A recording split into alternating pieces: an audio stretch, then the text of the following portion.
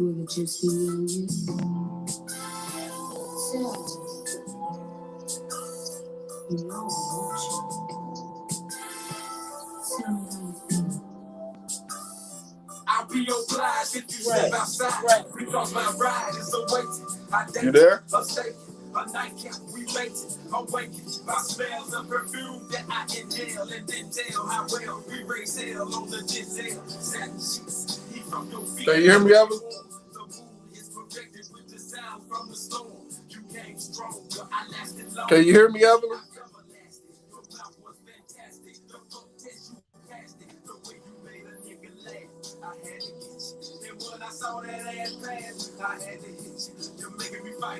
Can you hear me? Can you hear me? Huh? Yeah, if that shit belongs to you. Yeah, if the way you act is true. No, fine clothes. Lexus zones, you'll be closed. And when you become one of the chosen, hoes in different places. Can you hear me? Different cases, got me tied like shoelaces. No mistake, yes, I can't hear you. All right, go ahead and get started. Welcome everybody to the Players Lounge. We tell the dirty but pretty truth. Today our broadcast is going to be on healthy relationships versus toxic relationships. Here at the Players Lounge, we do everything transparency, open dialogue. So welcome to the podcast. Give me 1 second. We're going to fix our technical difficulties real quick and get our guests coming in. Then we have Miss Evelyn that's going to be with us. So give us 1 second.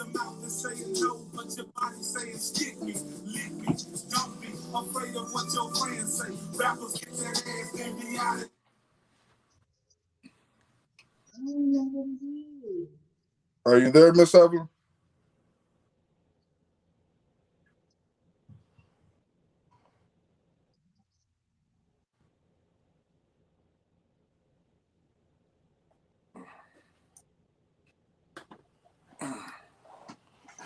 See what we got here.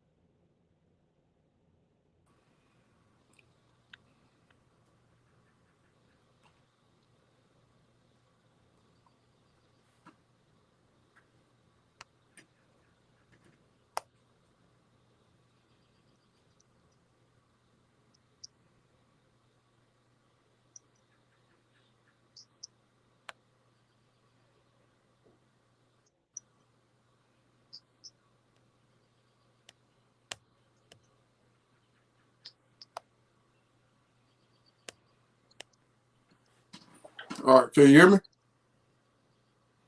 You still can hear me?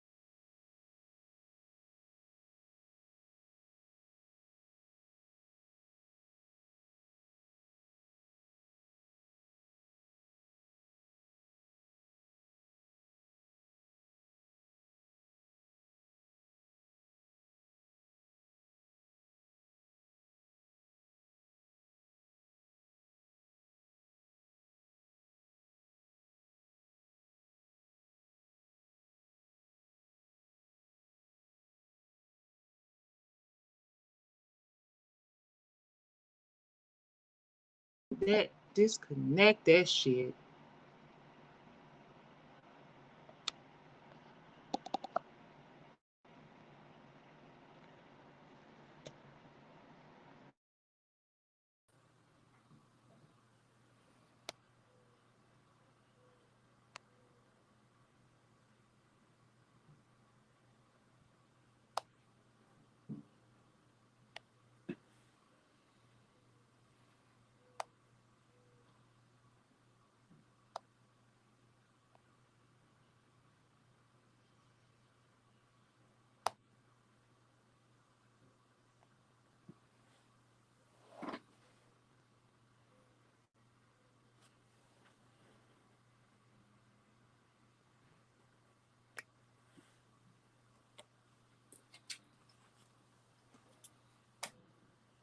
Feel like yesterday, but not tonight. You look so tight, it feels so right.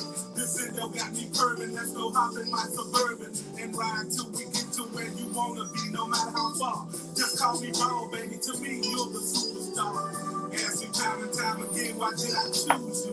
Do I wanna be your man or just misuse you? I hear your partner dissing when they think I ain't listening. Them hoes just be wishing they could be in your position.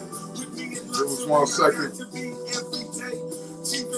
Waiting for our guests to come back in to the studio. We'll be right with you. Tell me things about you, I'll tell you things about me. Then out the blue, I'll be caressing you, undressing you. You start doing all that shit you said you'll never do. Lusting, busting, all out of my boxing drum. Fingers dripping, slipping in and out and in and out. Constantly. Can you hear me, Miss Evelyn? Yep. Yes. So good. All right. Technical difficulties. The things we got to do to go get through the podcast, this podcast world.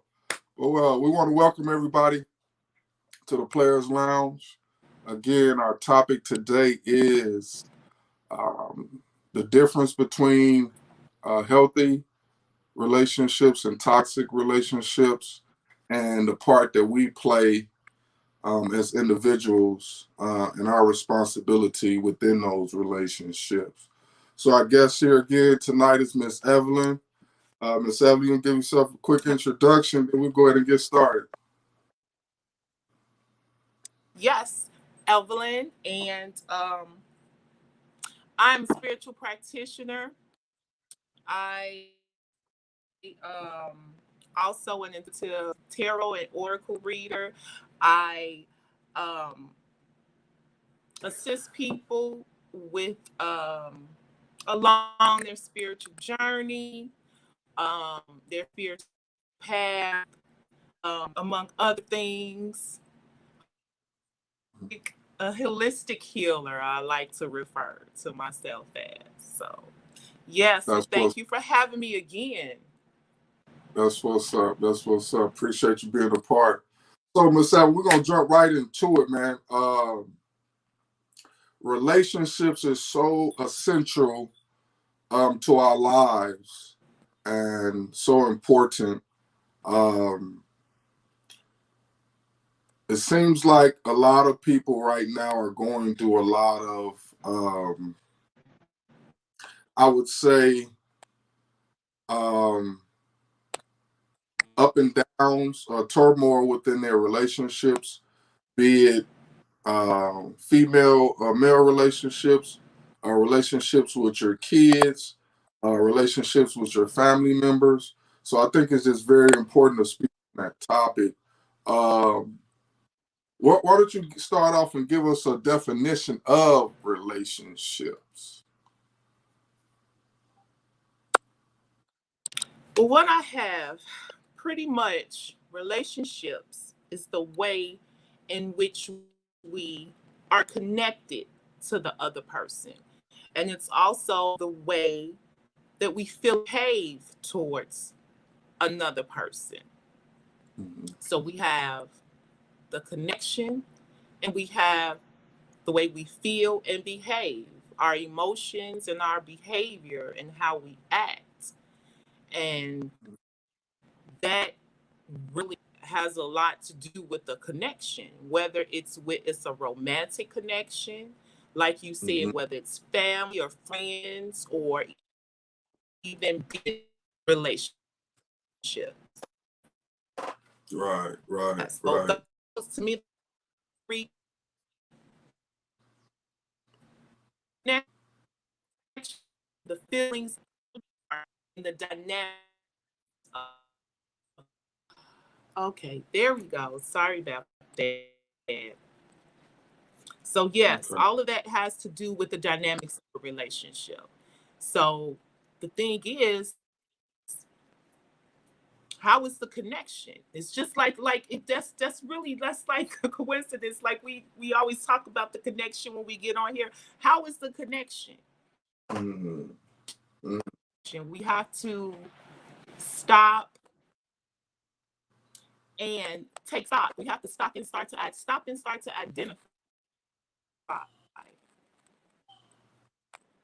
Why do you believe Okay, that? we need to stop.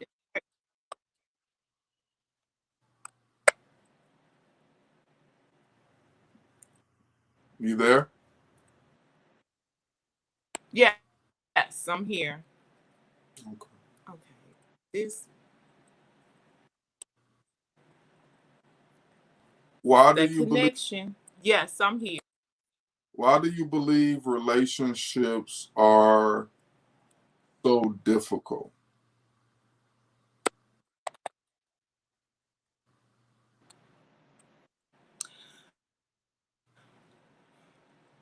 It's what from my experience and from what I've seen over the years. Um, I think we come into the relationship. I think we come into the relationship with issues to begin with, and I don't think people realize that emotional baggage. You come into the relationship already with certain issues that we haven't dealt with, certain issues that we haven't faced. Sometimes we're not even aware. That's the Mhm. key thing as well. Recognizing and being aware of Right, how we feel, how we act towards it, not even just towards the other person, but with ourselves. right, With right, ourselves. A lot of times we don't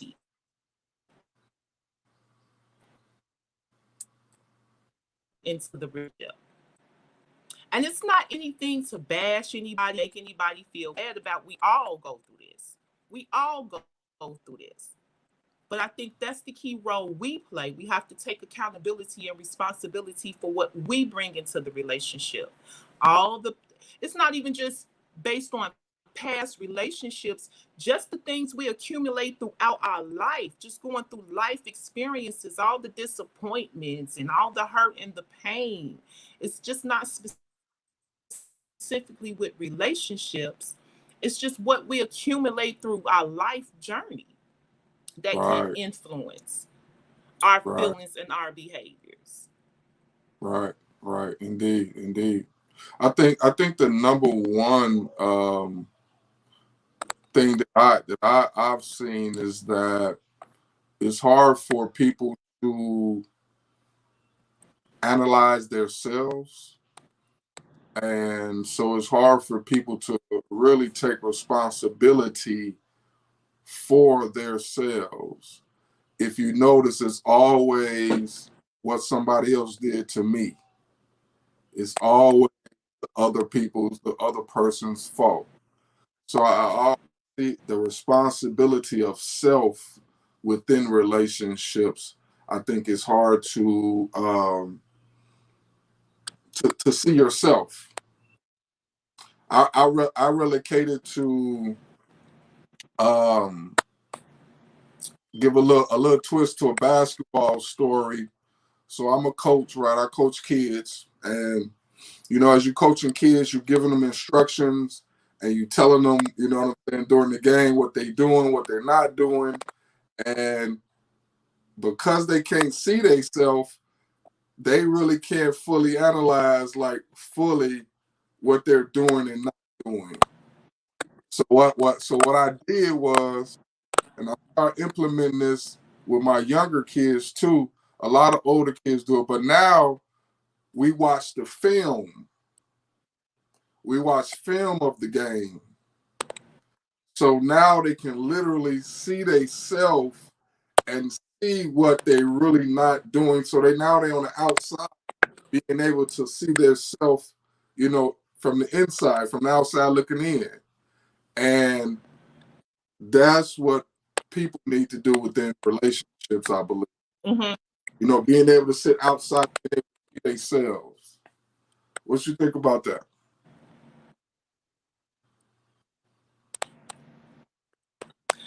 It's a good idea, but what I notice and what I see is that, like, just in society overall, we're not, like you just said, the key word, you coach them.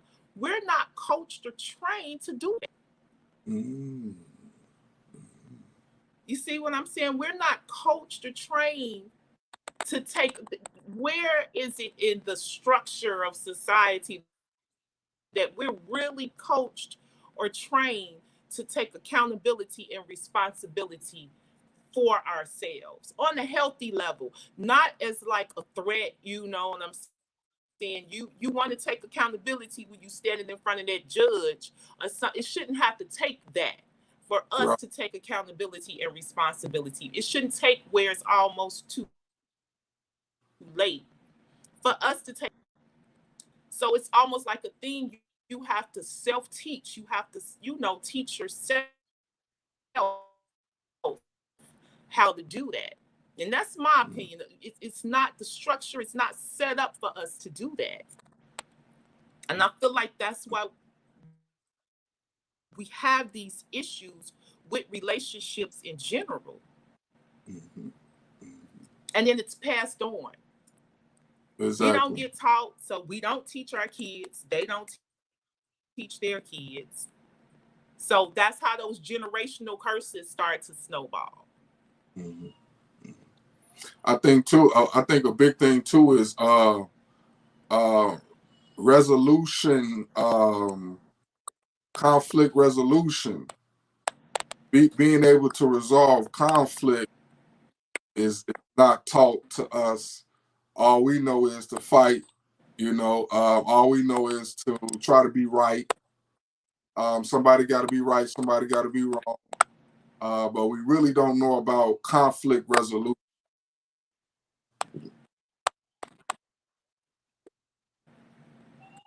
Yes, exactly. And that, to me, that ties in to communication skills.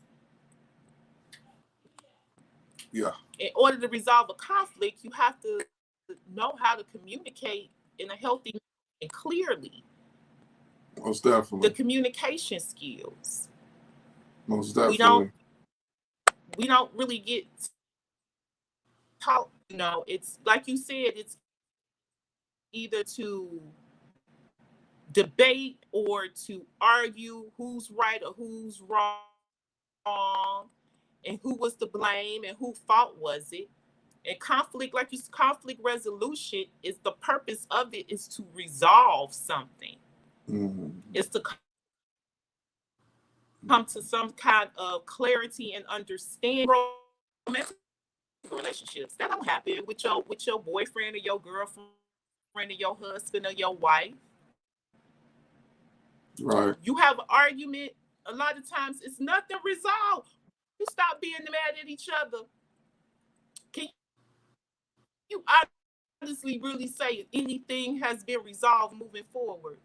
You just Right. apologize, and people say don't go to bed mad. Okay, that's fine, but has the conflict been really resolved? So moving forward, in our behaviors, we can catch that. We can start to catch it before it blow up into something big, and now you got to come back and apologize because you done said all this because you all in your emotions, Right. or you done did something to somebody do all of your emotions. Right. Indeed. But What that's, what would like I said, the communication had that written. say that again? No, go ahead. What did you just say? No, go ahead. I was saying I had that resolution, that resolving. I had that dation. Okay. Thinking about that. I think that's really a big part of it. We might have to How have we you express what it is that we feel. right. And how we feel. And that way, because a lot of times we react based on how we feel. When we mad, especially when you mad, you react and behave based on how you feel in that moment. And a lot of times it's because we cannot clearly communicate how we feel. So you get frustrated. And then now you're more angry. So I think communication is a big key. Like, that's a continuous process. It's not something that you learn how to do and then you're done. Right. That's a continuous process, learning how to communicate. Because one thing that we tend to forget as well, when you get into a relationship, just speaking of like a romantic relationship, Right. the person you met is not going to be that same person 5 years from Mm-hmm. And now. that People and that grow, and people that growth, evolve, and we I have to think, make space and room to do that. And a lot of times,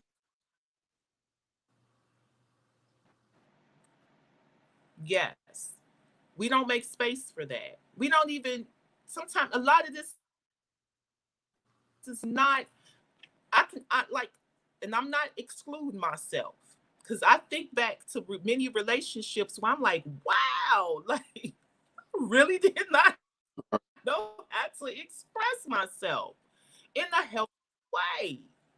right. And so you carry that pattern and you carry that behavior into each relationship, but we don't realize each relationship, it starts to get a little worse and a little worse, because that next person, because you haven't dealt with the stuff you experienced back here, so now that next person is going to trigger something.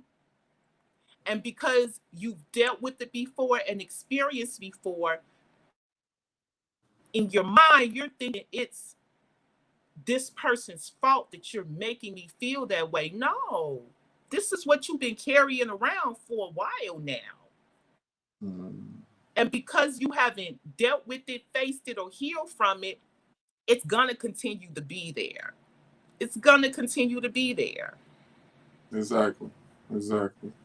I got a saying that I say is that feelings are tricky. People think because they feel something that is correct. And I got a saying that just because you feel it don't mean that it's right. And I think a lot of people go off of feelings, and those feelings come from emotions, and emotions are not always correct. And I think that's a big piece to it.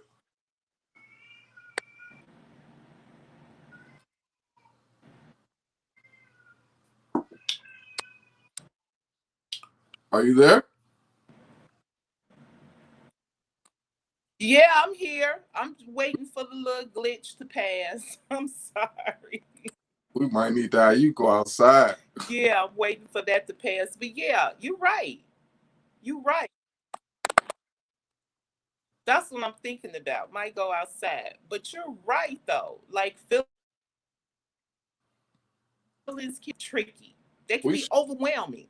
we should It can be overwhelming to the point you can't. have you go outside because it's beautiful out there. Huh? I said we should have you go outside because it's beautiful outside. Yes. We want to really hear what you're saying, and it's going in and out.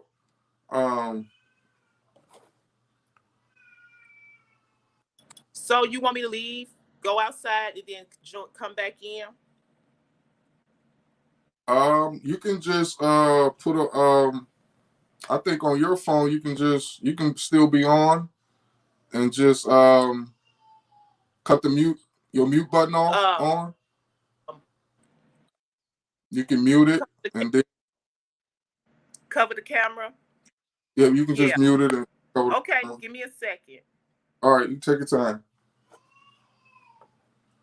So yeah, Miss Evans gonna move to a better spot where she get better reception. But we just having a discussion about relationships and healthy relationships and toxic relationships, and really how to navigate those and how to communicate, how to resolve conflict. Because again, every relationship is going to have some conflict in it. So conflict resolution is very important, and the importance of that really stems from communication. I think all relationships, revolve around. I think the better relationships are the relationships that has better communication. And I think that's what with all relationships. The better your communication, the better your relationship will be. And that's all the way across the board. People don't talk enough. We don't engage each other enough. When we are upset or when we're frustrated, we don't know how to communicate those frustrations. And that's what happens. Those frustrations build up and it ends up exploding. We hold it in, and then we explode. And that explosion usually turns out to be something very negative. Can be a lot of times can be physically. A lot of times it can be verbal abuse. So that's why it's so important to being able to communicate within whatever relationship that you're in. I think that'll be the number one key within that. I think the second key for me is having being able to listen. I think being able to listen is another big piece to communicating, because we can communicate, but are we really, really listening? Are we really, really hearing it? Are we really taking it in? So I think that'll be the next best thing, big thing within relationships would be being a good listener and listening without trying to be right. Miss Evelyn, back with us?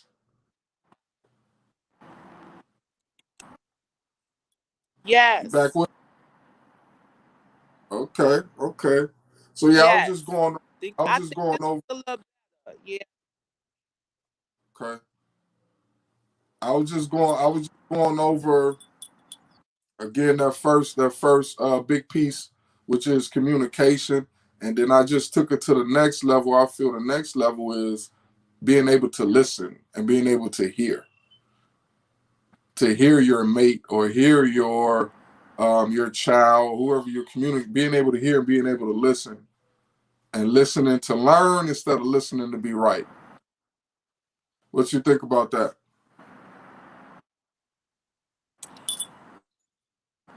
That is a good point. But adding to that, I honestly think it starts with us. Mm-hmm. Okay, when we have at a place where we can, I feel like honesty comes in. When we at a place where we can be honest with ourselves about our own stuff and our own issues, our flaws, not saying it is bad because we all have it. But when we're able to be a little honest with ourselves about our flaws, it's easier to listen to another person. Okay? Because, and when we're listening, and this is from experience, when we're listening to your mate and they're telling you how they feel, you start to get a little defensive. It starts out good. It started out, I want to listen, but you start to get a little defensive, you know, because they're saying they feel this way because of what you did. And I think when you're stronger in yourself as far as your flaws and your issues and the things that you struggle with, it's easier to listen to another person because you start to kind of empathize. You can recognize because you recognize it in yourself. So I know I can do this and I know I can be this way. So when you're a lot firmer in that, it's easier to listen to another person and not get so defensive and not feel like somebody's blaming you and not feeling like they're wrong and you're right, or they're trying to say you're wrong.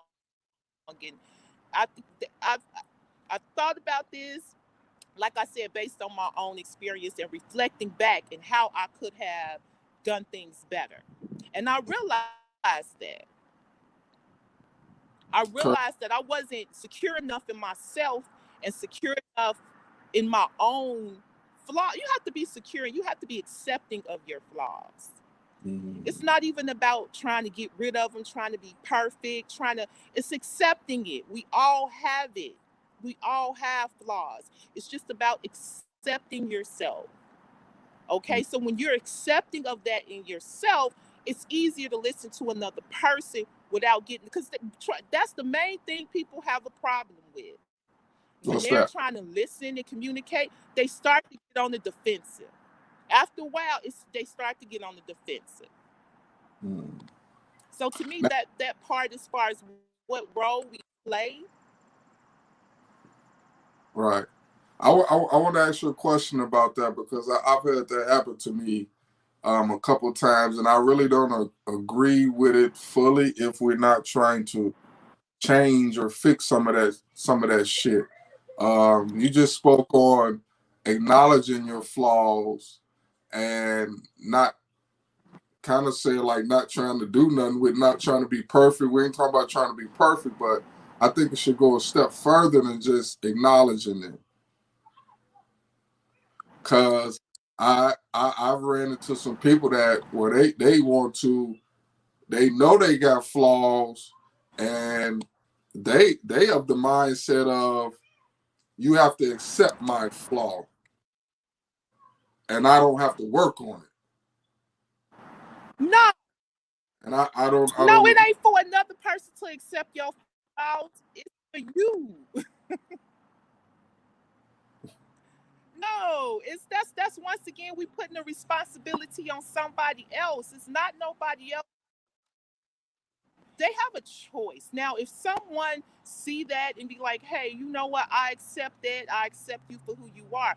But we talked about this before. We cannot put the responsibility of our stuff on nobody else. The key is for us to accept the flaws. Okay, that's just the first step, is accepting your flaws. The next step is to put the work in. Okay, there we go. That's what I'm talking about. That's what I'm talking about. I see a lot of. It's a process. I see a lot of people that, with their flaws, that they get comfortable within their flaws. That's deep. They get comfortable within their flaws, and they get the mindset of, accept me how I am. Now, I got a famous saying: I will accept you how you are, but you can't stay the same. I will accept you how you are, but you can't stay the same. Meaning, if you're a good person, if I know you're a good person, you're good-hearted, I will accept you with your flaws, but you can't stay the same. You have to be trying to advance yourself, work on your flaws, have some growth within your maturity, your emotional maturity, and being able to grow. And that's what I mean by I will accept you how you are, but you can't stay the same.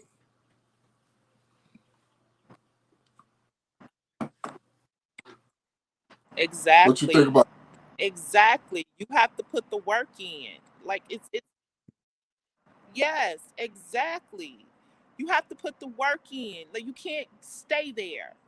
You can't, like you said, you Mm, can't stay there. Yeah, you have identified your flaws, but what's the next step?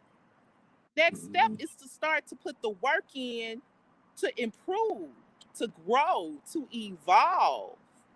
It ain't meant exactly. for you to stay there.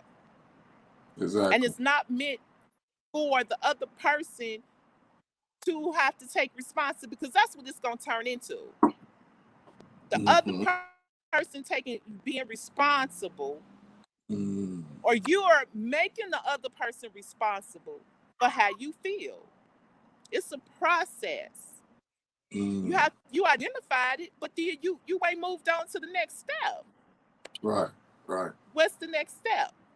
Start healing, start Mm, improving, start doing some inner self work in order to move past the flaws. That's all you doing, is just moving past the flaws, transcending past the flaws.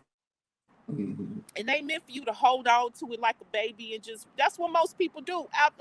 Like I said, I don't exclude myself.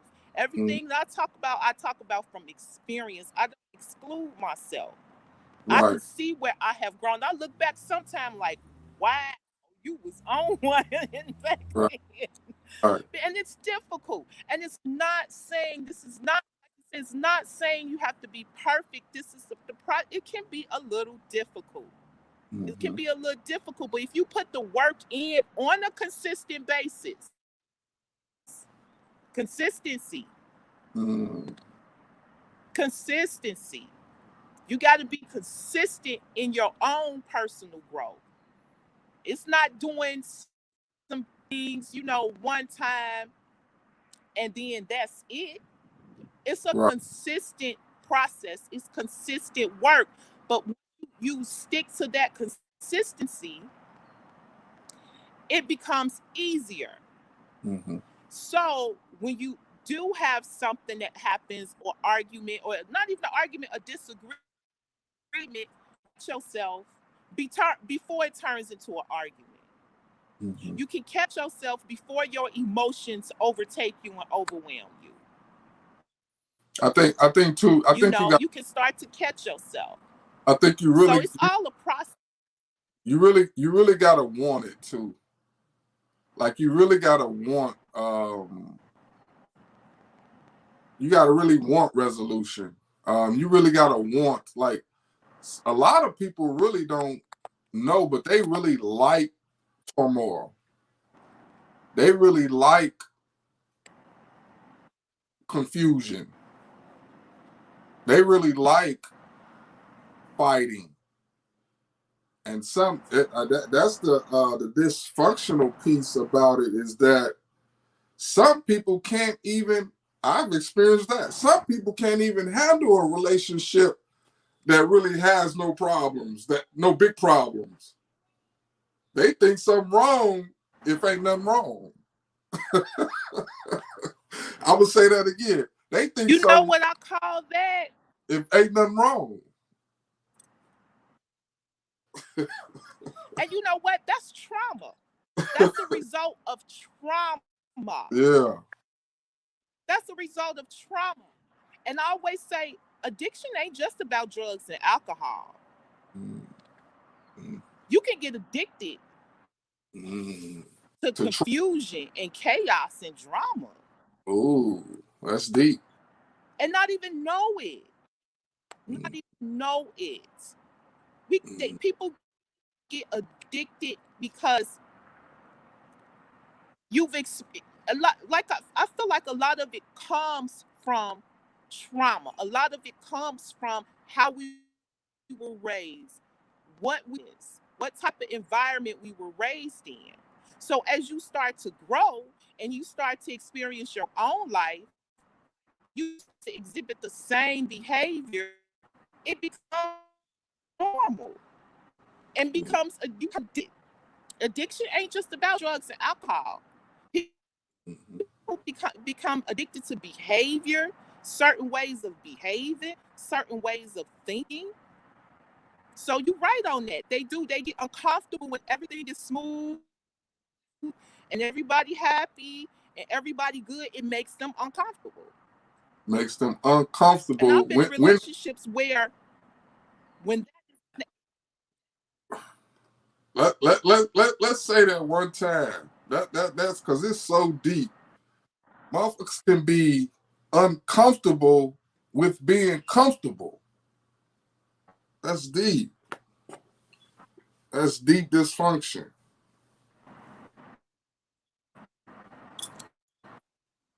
Move around a little bit. Move around. Yeah. That's deep dysfunction right there, and a lot of people are going through that right now.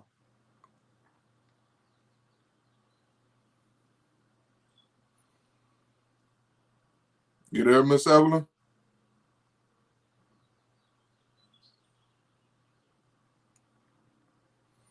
Well, we're gonna keep talking until Miss Evelyn pop back in. But we were just discussing something that's really deep about the dysfunction sometime in the trauma of people not even being able to be comfortable, within something that is comfortable, within something that is going right. They would call that, and I've experienced that. I've saw this on many occasions where, because I don't deal with men and I deal with women, I have to speak from it from that standpoint. But I've had some women, throughout the years that we call it self-sabotaging, where they literally will self-sabotage a relationship that's going good. And that's one of the deepest things I've really experienced. Like literally, somebody every shit is good, or you're just meeting somebody and they know you good for them. They know you can help them. They know you can help better them. They know you coming from a genuine spot, and they want it so bad. But the fear of it, and also this is very dysfunctional too. I've saw this before, where they know they're going to have to be better, and they not ready to be better. They not ready to be challenged to be better right now. So they would rather stay in their, in their comfort zone, which ain't good, than to, you know what I'm saying, to elevate. And that's some deep shit. It's deep. It's deep. But that has to do with person's self-esteem. Sometimes we don't know what goes on in people's mind. Some people on a subconscious level don't feel worthy of a healthy relationship. Ooh, say that one more time. Some people don't feel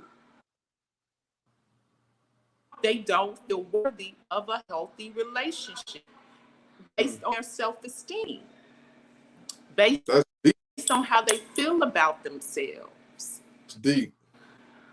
Based on things that people have told them that they are. That comes from all of that. People telling you you're not good enough. And when you start to believe that, you get that on. You take that into your personality. So as you're going through your life and you interacting with people, it's going to be something that's going to trigger that self-esteem issue. And so what you're going to do, you're going to take off running, or like you said, you're going to go to the self-sabotaging behavior, because on the subconscious level, you feel like you're not worthy or you're not good enough for a healthy relationship or a healthy man or a healthy woman in your life. And so that's what it manifests as. That low self-esteem manifests into self-sabotaging behavior. You know, and we don't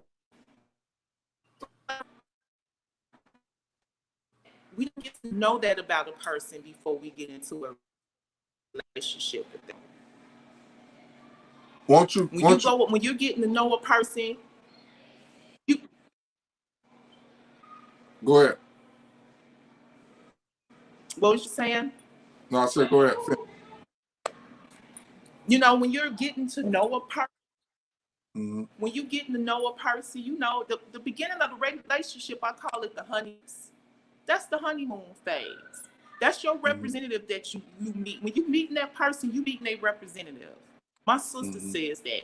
You meet a representative. Right. But then as the relationship goes on and you start to interact in different capacities in different situations, you start to see the mask slowly come, and you start to see who the person is behind the mask. I wouldn't say it's the real person, but you start to see the person behind the mask. So we don't get a chance to do an interview and say, hey, do you have any, you know, we don't get to do that interview. Do you have any traumas? You know, have you abusive, you know, relationships? Do you have any self-esteem? We don't think to ask that. Do you have any self-esteem issues? Right. We don't ask none of them questions. You know what I'm saying? So we don't get a chance to see that until we're knee deep in it, or until we're in the situation to where you start to see, like, that's how you act? What's wrong with you? You know, so it that makes it more difficult. That makes it more difficult. That makes it feel like, well, this is unhealthy. But if you think about it, this person was unhealthy before you met them. They were unhealthy before you met them. Exactly. They had these issues before they came into the relationship. What? Won't you give us the definition of? So that could be. It could be difficult. It can be difficult. Right. Give us the definition of a healthy relationship. What's the definition of that? Of what? A healthy relationship.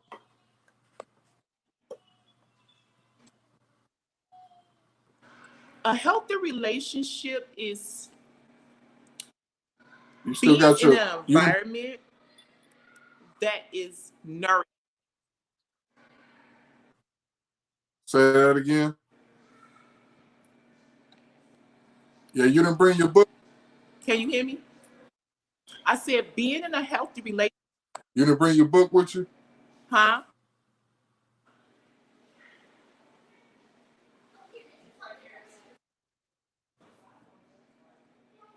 Yeah, I did. I got it.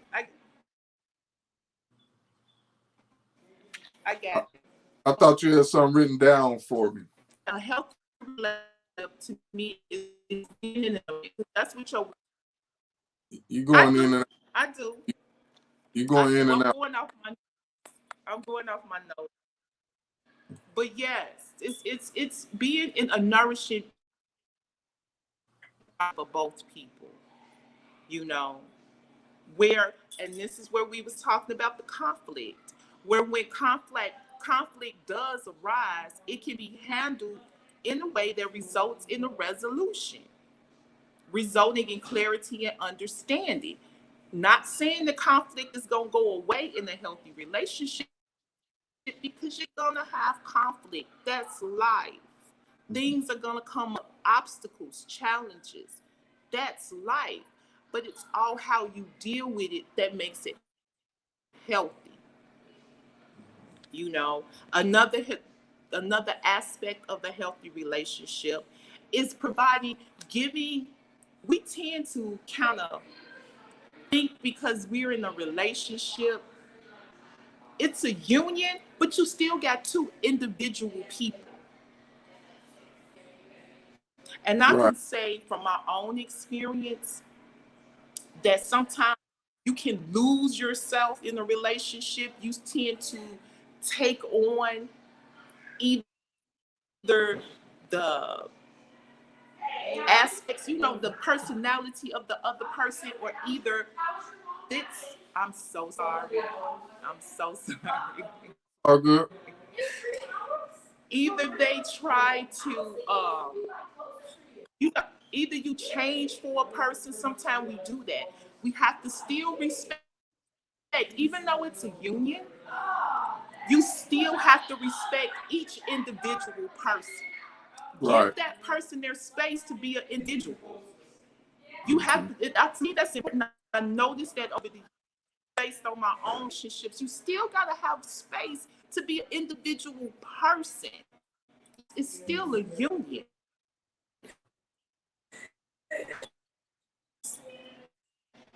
And not make a person feel bad for that. That blame thing, that can get heavy. But we talked about the open and reciprocated communication. Open and reciprocity, back and forth, even give and take. You can't know how to communicate, and the other person going in and out. because what's happening is who does You're going in and out. So it's doing that. You're going in and out. You're going in and out. Now it's just like, okay, is that better? Yeah, your screen froze. Let me try to Now- get back out. Now it's back on. It's back on now. Better? Back on It's now. better. Okay, but talking about communication, the open reciprocated. Mm-hmm. You can't have one person that knows how to communicate and the other don't, because instead of taking time to actually communicate, the person that does know how to communicate is teaching the other person how to communicate. You see what I'm saying? If that makes sense. Right. You see what I'm saying? So open and reciprocated communication. And communication that's encouraging. Okay? Communication that's encouraging. Mm-hmm. Sometimes we think, I just got to say how I feel, and this is how I feel. We still have to be encouraging. Right. We still have to be, what is the word I'm looking? I keep going back to that blame. Because even on the other side of that, the person who's communicating can't take the blame. They can start to blame and judge, and because you did this, but it's shifting that and turning that and turning that into something more encouraging. When you can talk, when you can with some type of recognition, that is very encouraging. That's fair to keep going in the relationship, to the desire for the relationship to grow. Talked about the accountability and responsibility for self. We have to take responsibility for our own shit. We have to take responsibility. And we see that in just so many areas, just in society, period. You know what I mean? We tend to blame, the system sometimes for our problems. We have to take our own responsibility. Okay, and we talk about having environment, a healthy environment in a relationship for each person to grow. Sometimes we're in a relationship and we don't realize that we've outgrown that person. You don't even realize you have outgrown this person. People grow at different rates. And a lot of times that's where the conflict come in. We're trying to hold on, but we've outgrown this person. And that could be in any capacity of a relationship. Right. You know? And like I said, one key thing, and like I said, I think back to my own relationships. The person you first meet 5 years down the line, they're not going to be that same person. They're not going to be that same person you met. Our life experiences, situations influence our growth, whether it's for the good or bad. Life is our growth. Our life experience, our life journey influences our growth. So that person you meet is not going to be that same person in 5 years. Right. And then we say, you always hear people say that. You done changed. What? Yeah. You supposed to. Yes. Right. But whether that's how change or negative change. You know what else? Life can be difficult. You know what else happened? Life can be heavy. Influences are. You know what else? What else happens is you can look back and see a person who you was in a relationship with, and 5 or 10 years later, you were like, how the hell was I in a relationship with that person? How did I choose that person? You know what I mean?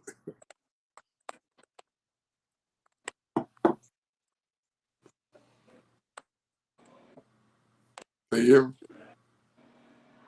Yes. And you look back, and I used to do this. I used to be like, why did I choose him? Why was I with him? And as I got older, I started to realize, because that's where you were at that time. I had to take responsibility, because mentally and emotionally, that's where you were at that time. So don't put it on him. Don't like, oh, why was I with him? No. Give us at time. give us the definition that's who of. you were. Go ahead.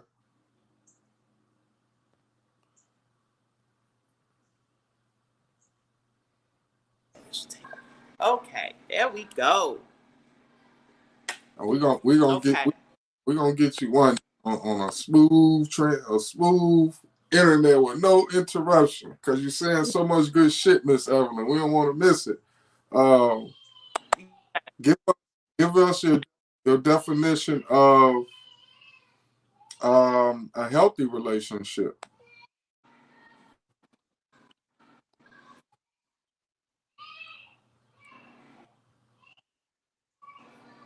You said a healthy?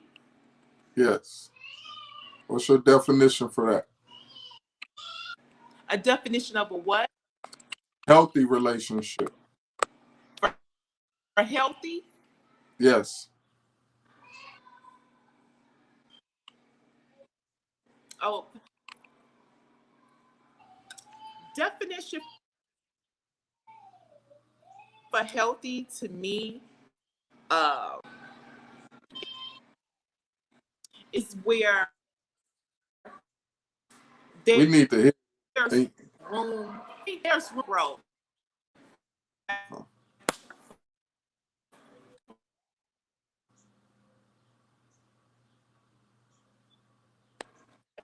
Where there's room for growth. Perception out there. You're going in and out.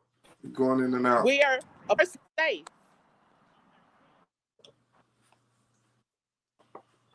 Say it again. It's going in and out. Now you back. I said you said definition of healthy. A healthy relationship, yes.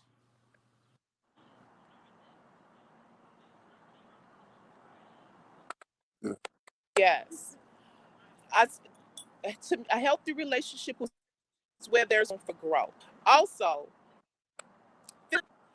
now we always say women have to feel safe. Men got to feel safe in a relationship. We forget that. We forget that. A man needs to feel safe in a relationship too. You able to feel safe as far mentally and emotionally. Mhm. That you can safely express your emotions, and as far as mentally, that, excuse my language, I call it mad fuck games. Mhm. When people try to get in your head, and make you think that you're wrong in some kind of way, or try to make you take responsibility for their stuff. Allowing people to feel mentally and emotionally safe, and having the room to grow, giving people room to grow. Like I said before, yes, it's a union, it's a relationship, it's supposed to partnership, but you individual make that partnership a whole. So if one part of the whole ain't healthy, it's gonna mess up the whole thing. So we have to give each other our space. We have to give each other our space in a relationship. Give your mate, give your man or your woman or your husband or your wife their space as an individual to grow and evolve. Even just to deal with issues. Sometimes we don't even have the space to deal with our own personal issues in a relationship, because that happens. We don't have that space to deal with our issues. Whatever we need to deal with, because that's what it is when you're growing and evolving, you're dealing with your issues. Right. And sometimes we don't have space. The other give us space. Give the other person their space to deal with themselves. Deal with themselves. That don't stop just because of a relationship. You have to continue to deal with yourself, and having a safe, healthy environment to do so within the relationship is very important. And that's why I was speaking on before, where sometimes we can in a relationship and lose ourselves. We either take on the other person's traits, or either instead of trying to change for ourselves, we try to change to make the other person happy. Or And that don't work. or That we don't try work. That's why you're not happy. You're not changing for the. or we try to change them.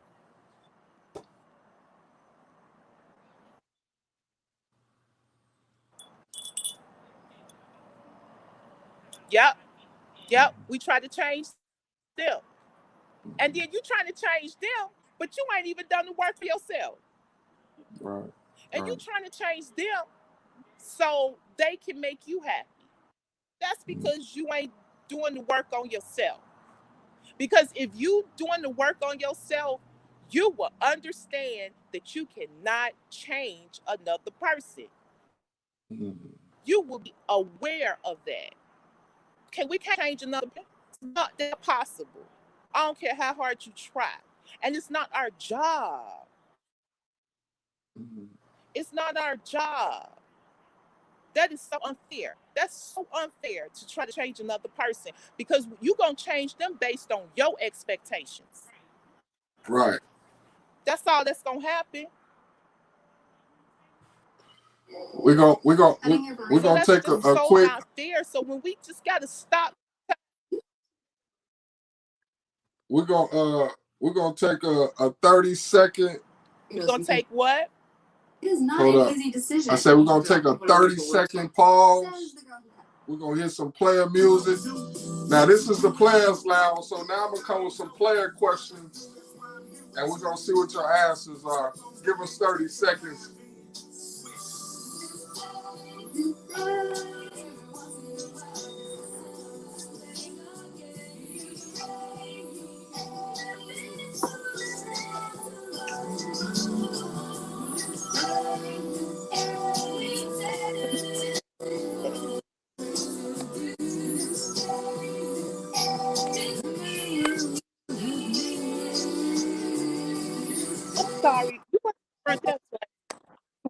live podcast right now.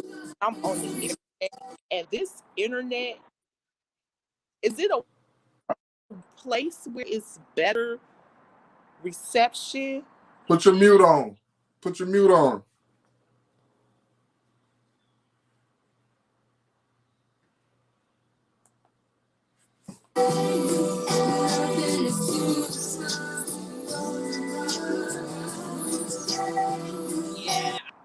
Yeah.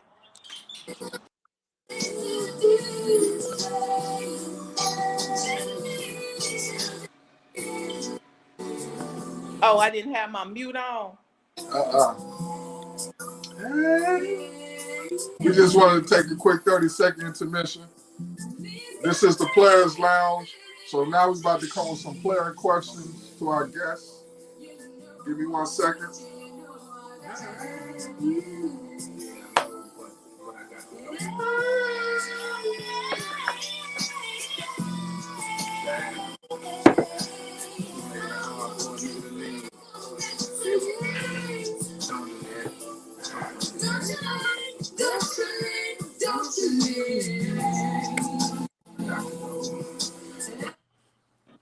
All right, Miss Evelyn.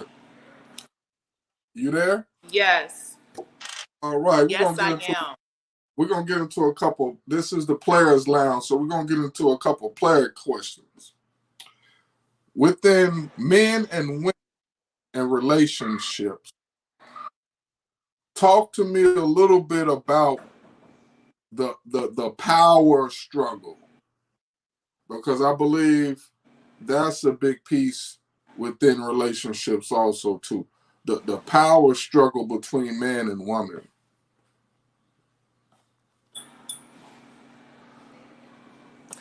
That is a big issue, and it's so confusing because people say it feels like the roles have kind of been reversed. You know, as far as women being the head of the household, having to step up more, you know. And I think a lot of that influence comes from partly from society and partly from how we were raised, our experience. You know, especially from a woman. Now, I could speak from a woman perspective. Right. Okay, well, you know, it's a thing of, for us, I think it's a thing of feeling safe. Going back to that safety thing, a woman feeling safe, that's important. I realize that it's important for a woman to feel safe in a relationship with a man. Not just physically safe, but like I said, emotionally and mentally safe.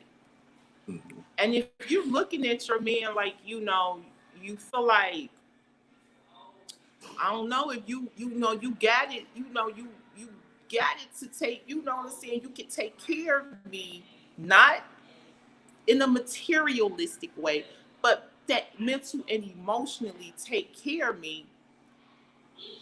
If she feels like he's weak, then we tend to kind of feel like we got to step up and take control.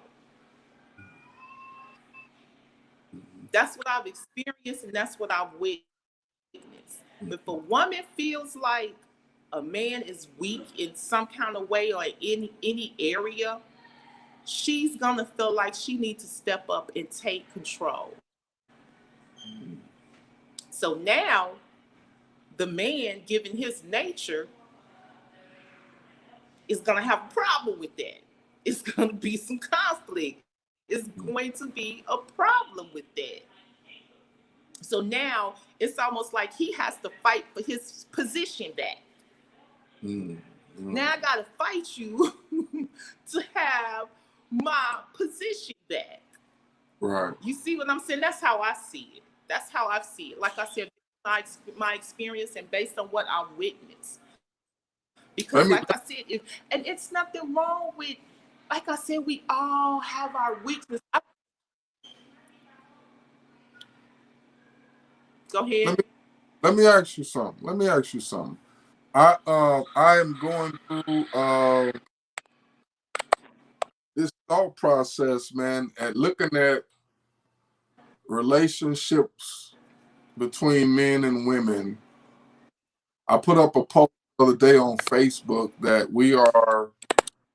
I believe we're going through a sexual revolution. I think it's part societal, but also I'm starting to think that that is like it's.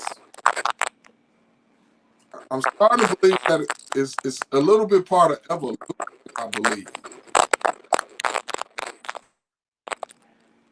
like I'm trying to the balance between society, the way we're being raised, uh,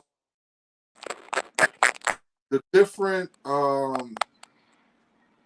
things that we face within society that change roles of gender itself,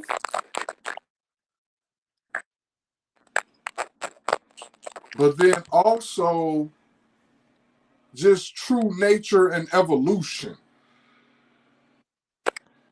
You know, we coming from Neanderthal man, caveman, cave woman. You know what I'm saying? Who's to say that they just true evolution, part of true evolution? But we are definitely going through, I believe, a sexual revolution and a kind of like a gender revolution. I believe we're going through we're facing so many things within relationships, and it's basically ending up with women being alone and men being alone. That's what it's literally ending up to be. Also, what's been on my thought process, I was kind of trying to think about back to the 90s and the 80s about, like, because we were younger then, about like older men and older women. Was it like that for them? Because I'm starting to see people over 40. It's mostly people over 35, over 40 that's alone, that are single. And I don't know if it was like that with I don't know if it was like that with our parents or not.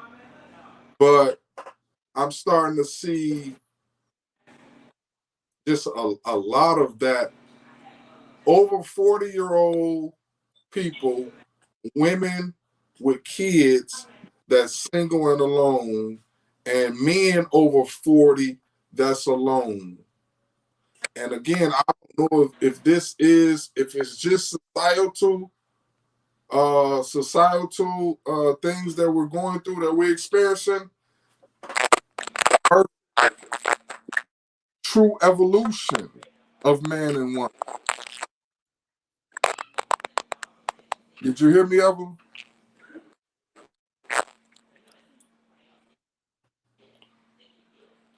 Did you hear me?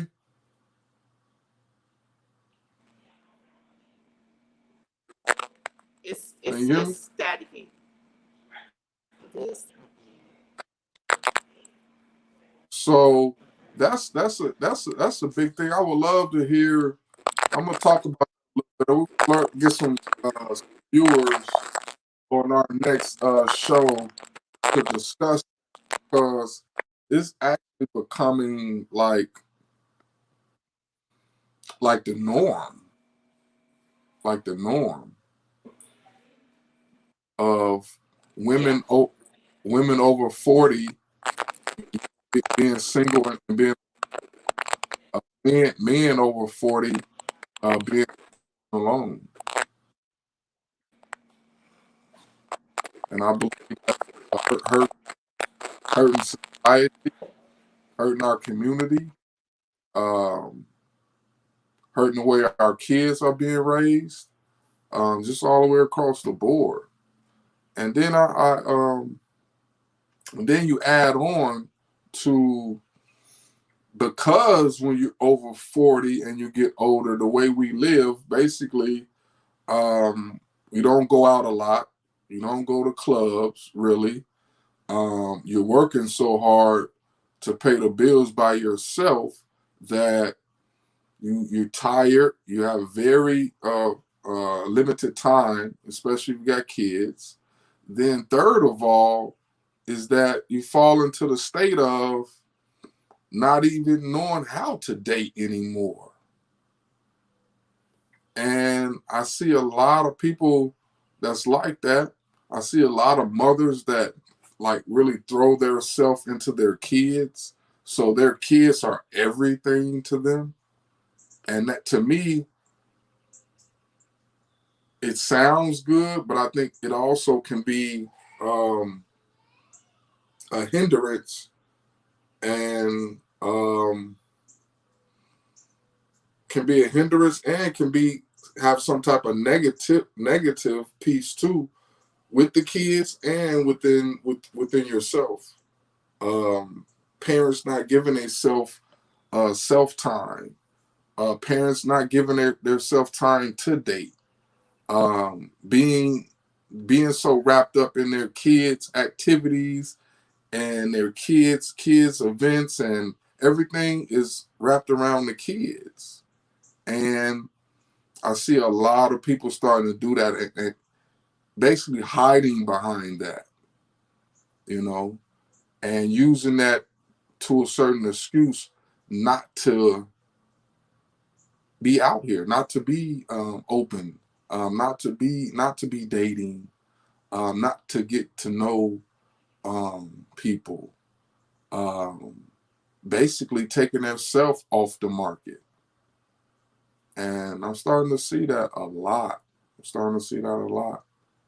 And I want to start discussing that with a panel. I want to put a panel together and discuss that with some single mothers with kids, and also some single fathers, and discuss the different dynamics between what women face and then what men face, and see how they compare, see how they, the similarities, and then also the differences of what men face and then what women face as we get into an older age, and dating, having a space to be around other like-minded people, to be around people that's of your age group, and being able to connect that demographic. I think that demographic is losing out to a certain degree, within finding love, within dating, and finding a life partner, or finding a spouse, or also finding a community of people. It don't have to just be one person, a community of people. So I think that's a big topic that we want to address on our show coming up soon. Is about women and men over 40 and finding being able to date, and the challenges of dating at that age, and finding love at that age, finding even just finding events to go to, because once to get to a certain age, clubs is just not not the thing no more. So we want to discuss that. But our topic again was about relationships, healthy relationships, and toxic relationships, and dealing within those. And I think our overview is first and foremost just taking responsibility for yourself and what you bring to the table, your faults, um, working on your weaknesses, being uh, I would say cognizant of your weaknesses, being cognizant of your traumas, and finding some help for those. I think therapy is big for that, and finding the right therapist and dealing with those issues. Um, because I feel that what's starting to happen is that we're leaving those traumas untouched and undealt with, and it's helping in us being single. It's helping in us being alone and not finding someone, a life partner. And we are not built. I don't believe humans are built to be alone. So I think that's something we really got to address. We're not built to be alone.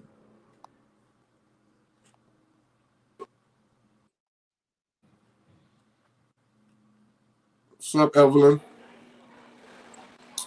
You Hey, back? just keep. Are you back?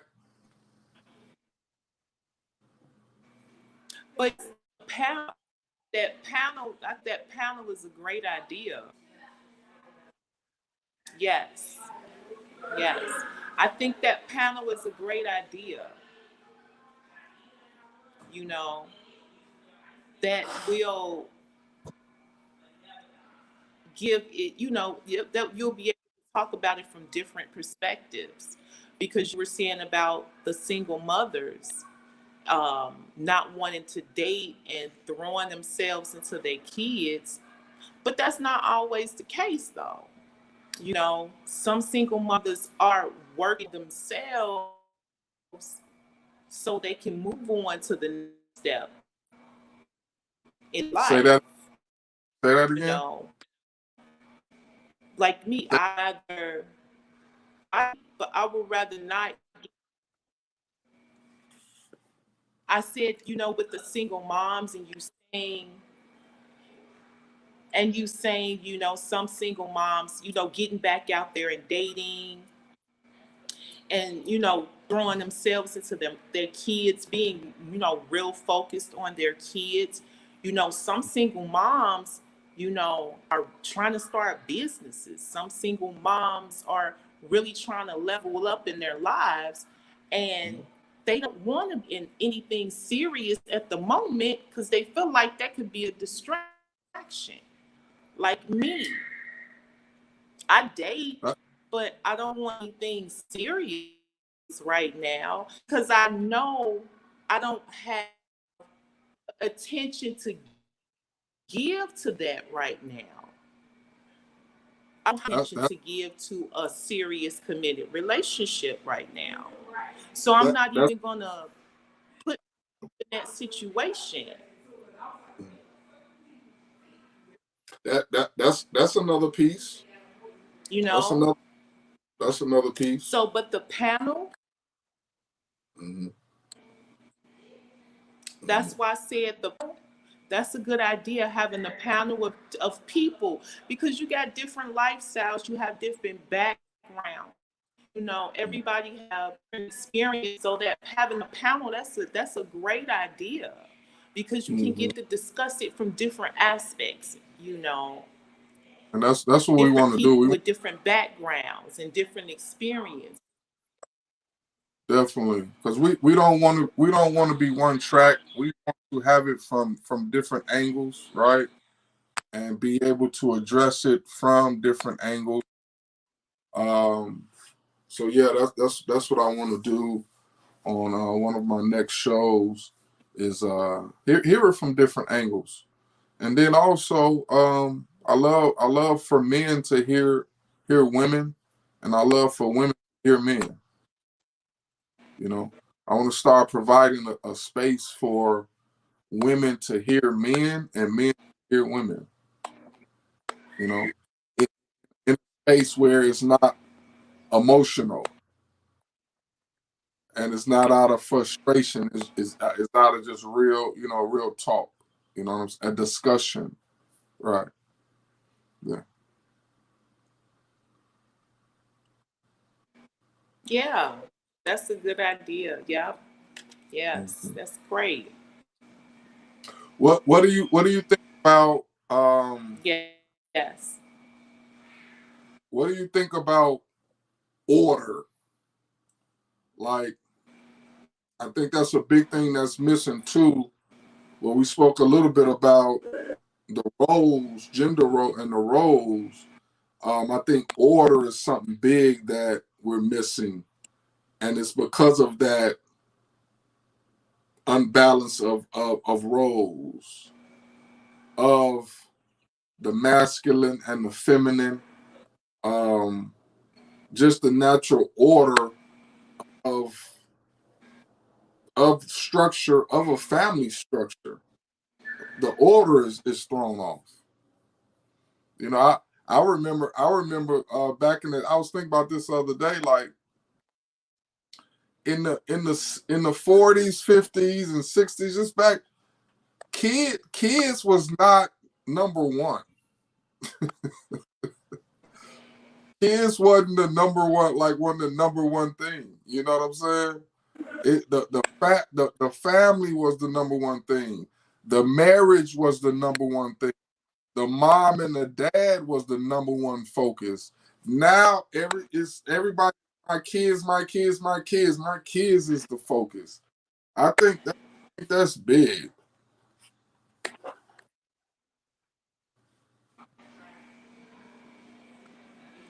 Speak on that. That's a tough one because I feel like that's kind of screwed up. You know, the order of things.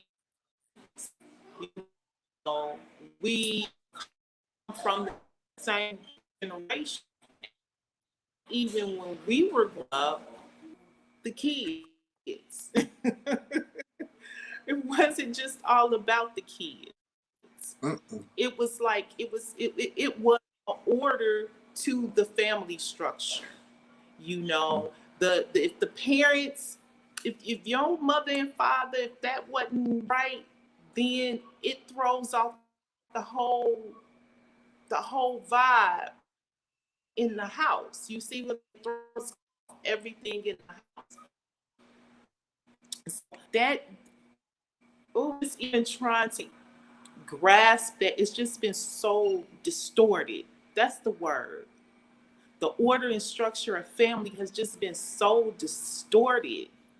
Yeah, yeah. And the new norm is the new norm is single parent households. With I, the the new norm now. with all the focus on the And kids. so it's notice it's difficult. I'm a single mother, but like I said, we grew up in the same generation, and trying to apply the values and things that I grew up on now is hard. Mhm.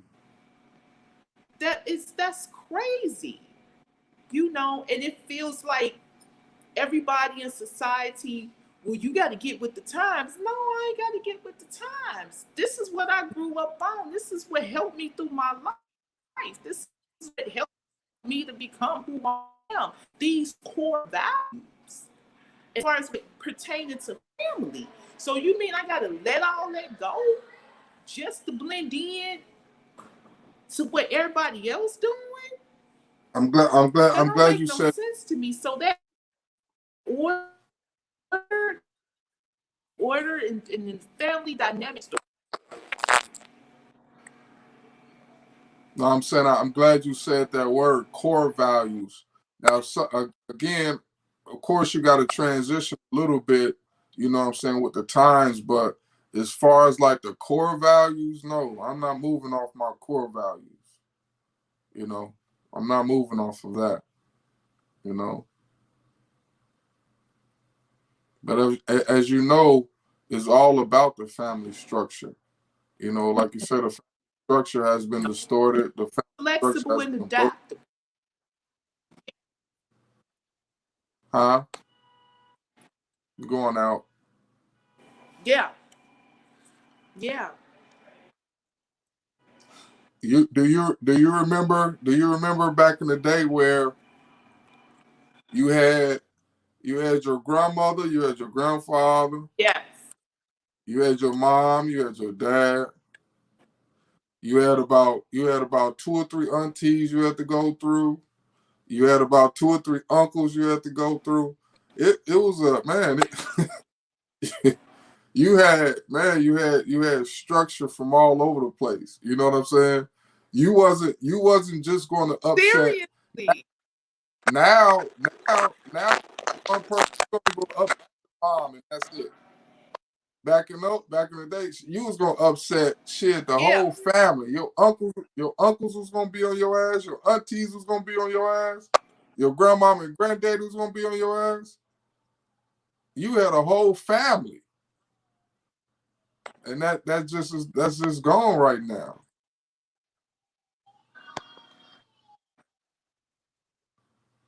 Damn, Evelyn, your thing is so much so it's And that doesn't delayed. So even,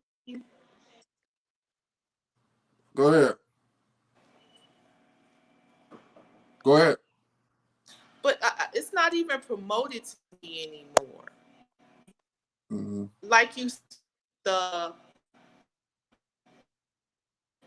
like you have a whole family to answer to. It wasn't just you have your, like you said, you have 2 or 3 aunties, about 2 or 3 uncles, your grandmother, all that, and that dynamic is not. I don't even think that's even promoted anymore in a society, just based on the stuff on TV and the stuff that's put in front of our face, the stuff that our kids see. That type of dynamic is not even promoted anymore. Not to me. So, like, the new norm, like you said, is just the mother. You know what I'm saying? You know, my kids have their uncles, they have their auntie. You know, my mom has passed away, but you have other people, family that is a part of the dynamic. You know, but that's not even being put anymore.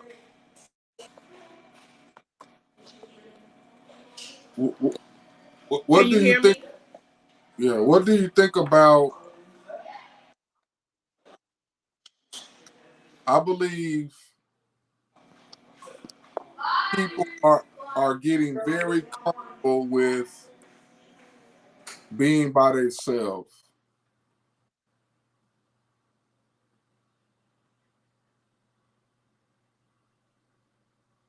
What do you think about that?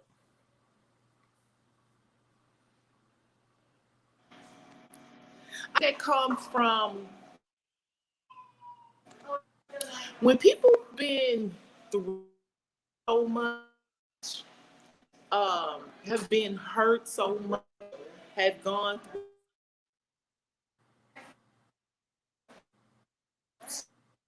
so many traumatic experiences,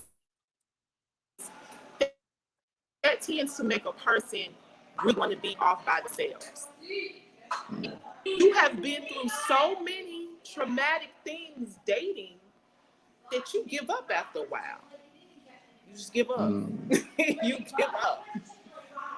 You know, I think that comes through so much. All right. Okay, having gone through all of the challenges and the obstacles. So after a while, some people tend to just give up. People tend to just give up because they don't see no sense in it. They don't see no hope in it. So they just tend to be alone. I just be alone. You know? I think I don't think we were built to be alone. I think we are. That's a safety. You know what I'm saying? A safety thing, a fear. It's fear based, and some of it is warranted because, like you said, it's a lot of negativity. It's a lot of messed up people out here. A lot of disloyalty, a lot of dishonesty, just a lot of unrealness, and a lot of people who really don't know how to love, but want to be loved, and want to be loved so bad, but don't know how to love. Speak on that for me.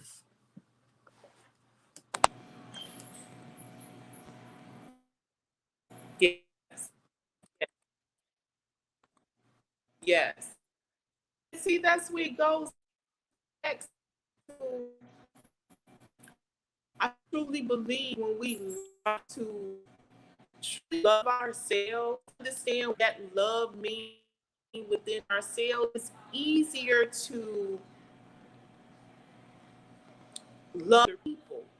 It starts with us and it ends with us. Mm-hmm. The capacity in which we love ourselves is the capacity in which we love other people. Mm-hmm. Period. It starts with us. So if you're not able to love yourself from the good and the bad, your your flaws and your strengths, weaknesses and your strengths, you know, when you're able to do that for yourself, within yourself, it's a lot easier with other people. I had to Mm-hmm. learn that. I had to grow into that loving myself. As I get older, my life changed. So that's a continuous process of checking in with myself, see where I'm at. How you feeling? What's going on? This last year was kind of rough for you. How you doing? How you feeling about yourself? I have to check in with myself on a constant basis. That's why I said I had to be honest with myself and know, like, you not gonna give. A relationship takes work. I Mm-hmm. I know that, so I know that I'm not gonna be willing to put that work in a relationship right now because I'm putting all the focus on me. It's some now. Mm-hmm. It's some goals that I will accomplish, and I'm focused. And I Mm-hmm. had to be honest with myself. I want a relationship that don't give me one.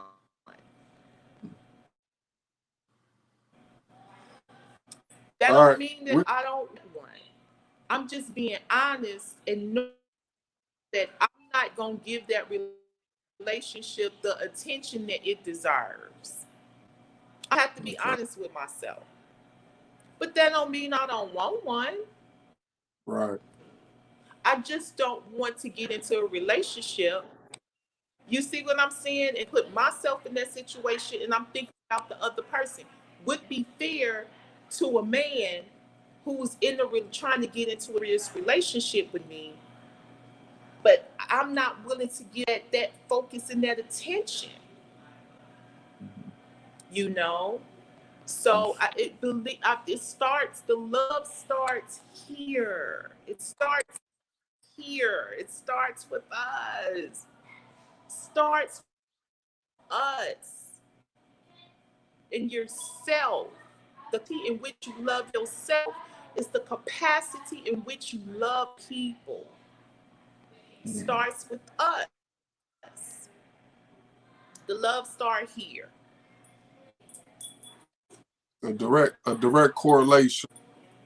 about how you feel about yourself, how you treat other people.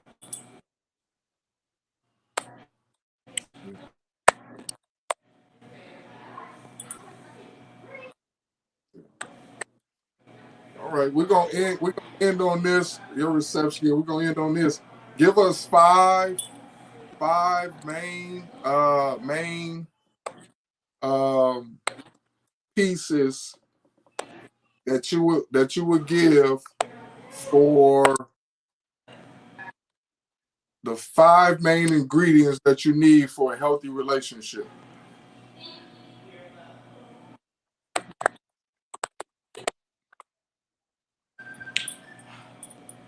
First and foremost, Hold on. You gotta move around. carriers. Move around.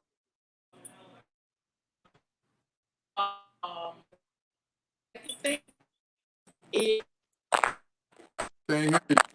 Going in and out.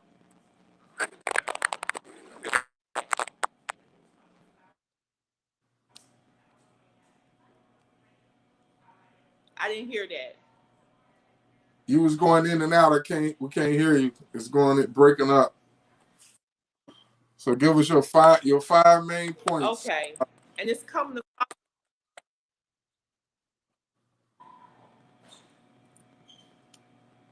Go ahead. for a healthy relationship. Yeah, 5 main ingredients.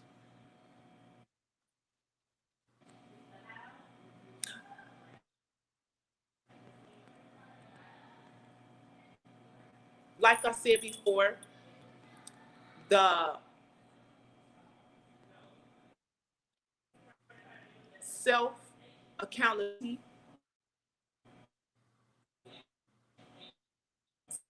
self accountability. So,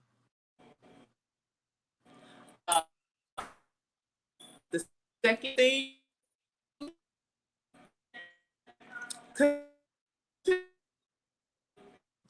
we can't hear you. It's breaking up.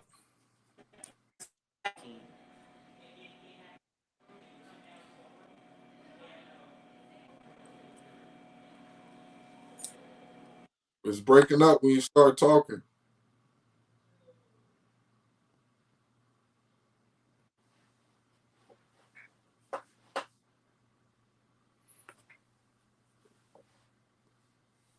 You there?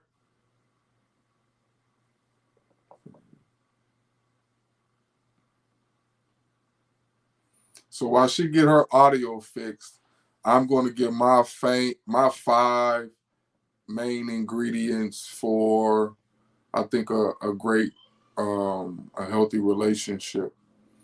My first main ingredient would be communication. Will be my first main ingredient. I think communication is just key with any relationship. Communication would be my number one ingredient. That's coming in the door when you first meet somebody, when you first going on your first dates, when you first getting to know them. Just the communication is key for me. That's my first ingredient.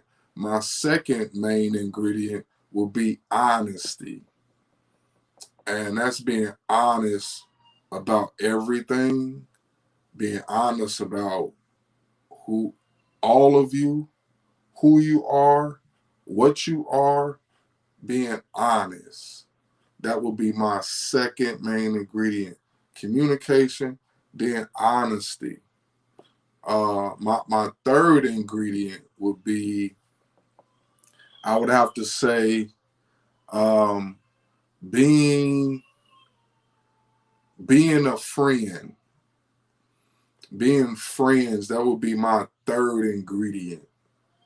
Being able to be a friend, not just being boyfriend girlfriend, not just being husband wife, but being friends. I think that's key, and that's major to having a healthy relationship and to be able to continue to have a healthy relationship. So I would say being friends will be my third ingredient. My fourth ingredient would be not staying the same, keeping your core values, but being able to grow, being able to transition, being able to incorporate new things. I think that's big.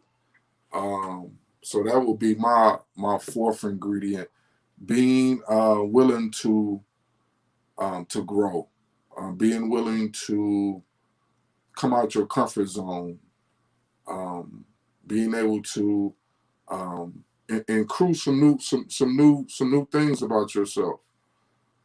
That would be my fourth thing. My fifth thing would be, let me see. My fifth thing would be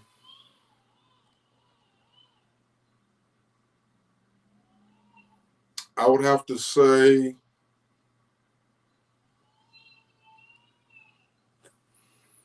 being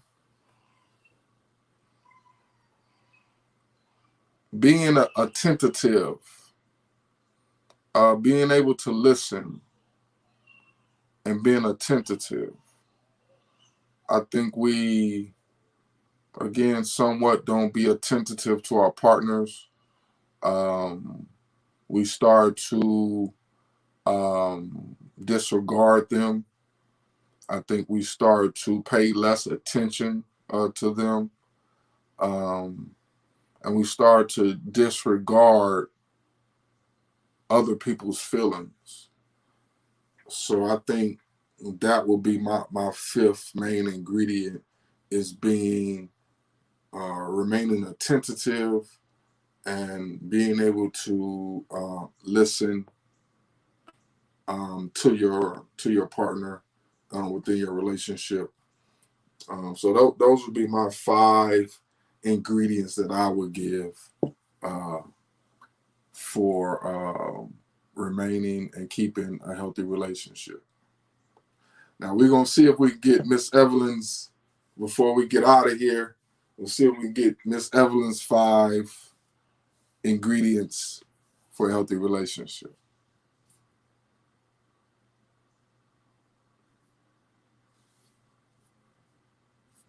Good.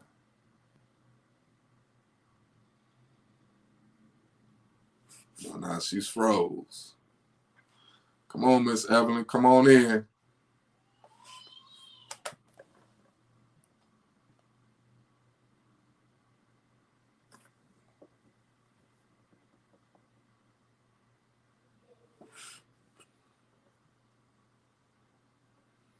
Yeah, we might have to just end it on that. We might just have to end it on that, people. But we're going to go ahead and in this podcast, in this show. Again, we just wanted to talk, give some intellect on some things, give some different aspects, and just have an open dialogue about our relationships and healthy relationships and toxic relationships and the responsibilities that we play and how we can how to be responsible for the roles that we play. So I want to thank everybody for tuning in. Greatly appreciate it. Thank you for tuning in to the Players Lounge, where we tell the dirty but pretty truth.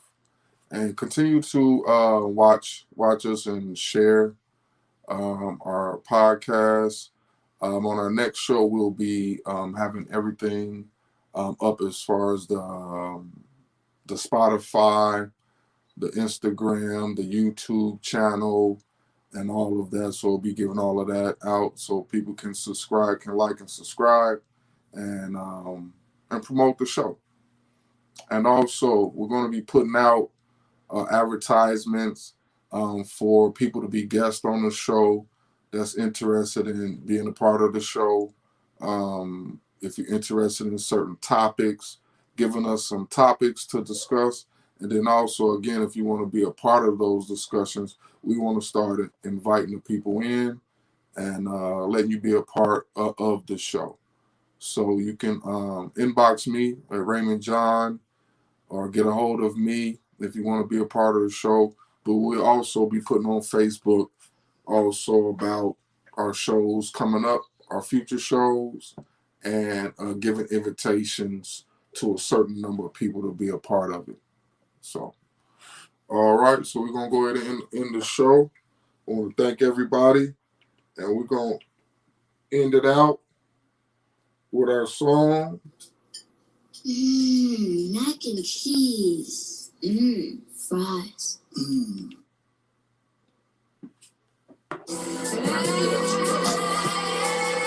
Everybody have a good night. Enjoy your weekend. Thank you.